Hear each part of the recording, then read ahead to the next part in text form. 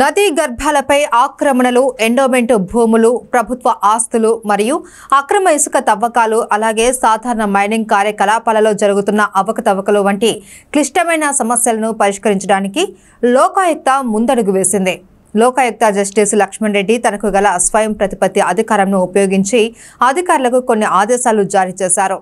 సదరు ఆదేశాలు రాష్ట్ర వ్యాప్తంగా అక్రమ తొలగింపు మరియు చట్టవిరుద్ధ కార్యకలాపాలను గణనీయంగా తగ్గించడానికి మరియు అక్రమ ఇసుక సినరేజ్ లైసెన్స్ ఫీజులను రికవరీ చేయడానికి ఎంతో దోహదపడుతుందని చెప్పారు. ఇక జస్టిస్ లక్ష్మణ్ రెడ్డి గురించి మాట్లాడుకుంటే ఈయన ఎంతో ఉదాసీనత గల వ్యక్తి అని, ముఖ్యంగా తాను ఇచ్చే తీర్పుల్లో స్త్రీల పట్ల కనికరము అలాగే శ్రద్ధ స్పష్టంగా కనిపిస్తుందని చెప్తూ ఉంటారు.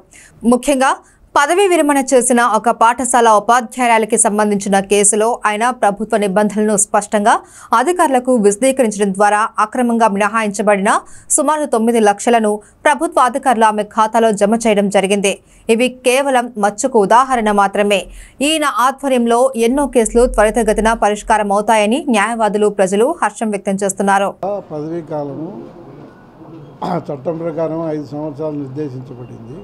కాబట్టి నేను 2019 సెప్టెంబర్ 15వ తేదీ నాడు లోకాయుక్తగా నియమించబడడం జరిగింది.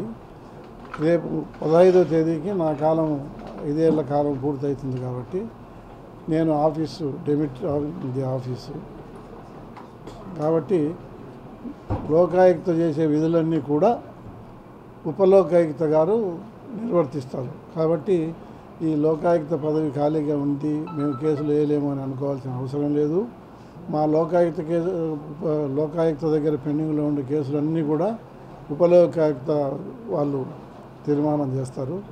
అదే మాదిరి ఫైలింగ్ కూడా యథాతథంగా ఎట్లుందో, ఎవరైనా కేసులు వేయాలనే వాళ్ళు మా దగ్గరికి వచ్చి చేయడం కానీ, ఆన్లైన్లో కానీ, వాట్సాప్ల ద్వారా కానీ కంప్లైంట్లు వేసేవాళ్ళు అవి రెగ్యులర్గా వేసుకోవచ్చు. కాబట్టి లోకాయుక్త పదవి వేకెంట్గా ఉంది అనే విషయాన్ని ఎవరు కూడా అనుకోవద్దు. ఆ లోకాయుక్త ఫంక్షన్స్ మామూలుగా ఇట్లా జరుగుతున్నాయి, అదే మాదిరి జరుగుతాయని ప్రజలకందరికీ తెలియాలని ఈ ప్రెస్ మీట్ పెట్టడం జరిగింది.